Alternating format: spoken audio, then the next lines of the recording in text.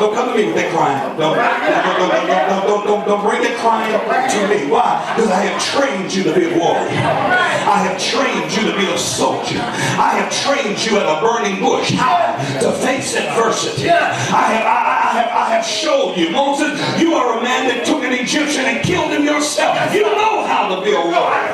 You know how to fight. Why would you start backing down from these people that you are supposed to be leading? Come on, we need some strong leaders. We don't need no weak leaders in this hour.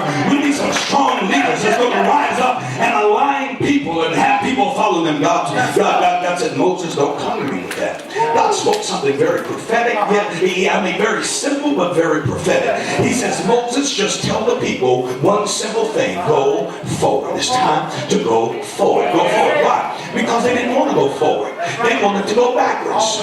Their desire and their goal was, hey, instead of me coming out here to this wilderness to die, how about if I just go back to Egypt? Let us go back and just serve the Egyptians. Let us go back and serve sin. Let us go back and serve the things that we used to serve. It ain't no problem. I'm just going back to the club. It ain't happening in the church anyway. Why don't I just go hang out and do what I used to do? Why? Because it ain't. Why would God bring me out here? I got more problems since I've been trying to serve the Lord than I had when I was in the streets. Can I get my 4 or 5? Witnesses right there. No, because that's the way, that is the appearance of it sometimes. That the more you try to do the right thing, the more evil is present. But you got to understand, David was very clear on that. David said, even when I would do good, evil is always present. You got to understand that you will never escape evil. You will never escape things trying to pull you back and hold you captive and hold you in bondage. But you can't have that type of mindset. You got to learn how to move forward. Again, the system is designed to keep you always going in the opposite direction. I brought this out to my church. Have you ever noticed, even when you leave here today, when you go out here to get in your car, you got to go past reverse and neutral to get to drive. I need about 5 witnesses in here. I said, you got to go past reverse and you got to go past neutral just so that you can get to drive. Why didn't they just put drive at the top? Why did they have to put reverse at the top? Why? Because the system is designed to keep you moving backwards. It is designed to keep you in neutral. But if you will bypass reverse, and if you will bypass neutral, you will eventually get to drive. Because your life cannot accelerate in reverse because you will lose control. I need a few witnesses in here. Have you ever tried to put it in reverse and drive 65 miles an hour? You can't do it in reverse because you will lose control. Look at somebody and tell them, don't lose control. Don't lose control. You got to move forward. But if you stay in reverse, you're going to lose control. Now watch this. So you got several groups of people. You got people that made it to reverse, and they're trying to speed in reverse, but they're out of control. And when you are out of control, you're going to cause an accident. You're going to cause somebody else to crash. Watch this. And you could harm harmless people that were doing nothing wrong but have become a victim of you being in the wrong gear. I can have a witnesses up here. It's too quiet up in here for me. Come on, you got to understand what I'm saying. But yet you got to understand that there's a second group of people, and the second group of people are those that's in neutral. You understand? They don't really want to go back, but they ain't trying to press nowhere else. I am comfortable. I am satisfied. I am satisfied with all of the experiences that I have had with God. You know, I don't need all that hollering. I don't need all that praise. I don't need no clapping and no, I'm good. I'm fine. I'm fine right here just sitting on the premises with no promises. I am happy just sitting here just clapping my hands and listening to a good sermon that I will not apply to my life. I can't get no witnesses. I'm fine sitting here in neutral. Amen. Why? Because neutral doesn't require me to any effort. I can just sit here and I can just be idle. I can't get no witnesses up here. I can't, and our grandmothers used to teach us. They said it was in the Bible. It ain't really in the Bible. An idle mind is I got some old school people in here that an idle mind is the devil's workshop. And what they were literally saying is that if you don't keep thinking progressive, if you're not thinking about tomorrow, if you're not trying to move forward, then you have reached your final destination. Neutral puts you nowhere but where you are. You will not go any further. You will sit there. Watch it. Your car can be clean. You can have armor all on your tires. The engine can be roaring. You can have your sound system up. You can come around the corner.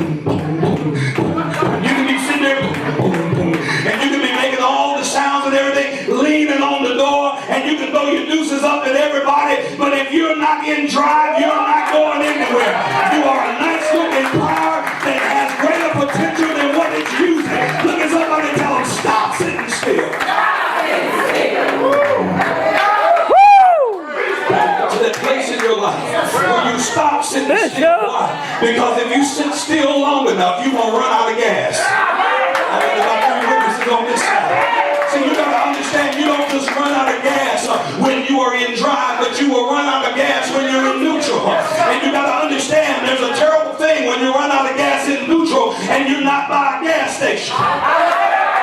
But when you are in drive, you can be getting ready to run out of gas. But all you got to do is pull into a gas station and tell somebody to fill you up and fill it up. But when you're in neutral, there is nobody there that can fill you up. Are you listening to me? So you got to understand that you have to get to that place in your life where you are determined within yourself that I am not going to sit here in neutral. I am not going to let my life pass me by. I am not going to get in reverse and start going back to my old ways. The old things that I used to do and the old person that I used to be. I hear people all the time talking about, listen, I'm saved now, but you don't want my old man to come up.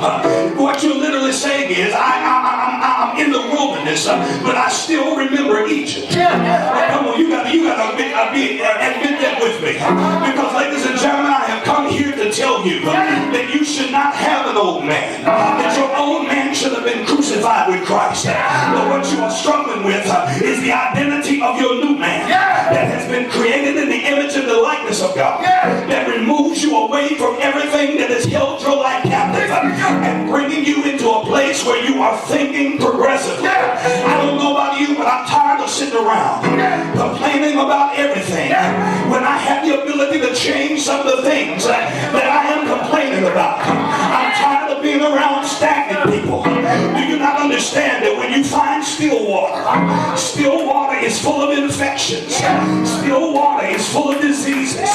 Do you not understand that you don't see mosquitoes and flies hanging around moving water? But if you go out to Glenwood Park and you get out there and see the still water, those mosquitoes will eat you alive. Why? Because they are feeding on dead things. I wish I had a witness in here. Do you not understand that disease feeds on dead things? Infections feed on dead things. And that's why you got to watch who you sit beside. That's why you got to watch who you're communicating with. If you really want to fish, baby, don't fish in no ponds. Fish where there's some water that's moving. Why? Because the fish are bigger and the fish are better. Come on, you got to understand that there is a difference between fishing in the Atlantic Ocean and fishing in the Tug River. Can I get a few witnesses in here? There's a difference between fishing in Glenwood Park and fishing in the Mediterranean. Because you got to understand that there are deep places that the water can hold big fish. And then not only that, but the water is constantly moving. And that's why even in the church, we've got to be careful. Okay, you can sit here and look at me like you don't know what I'm talking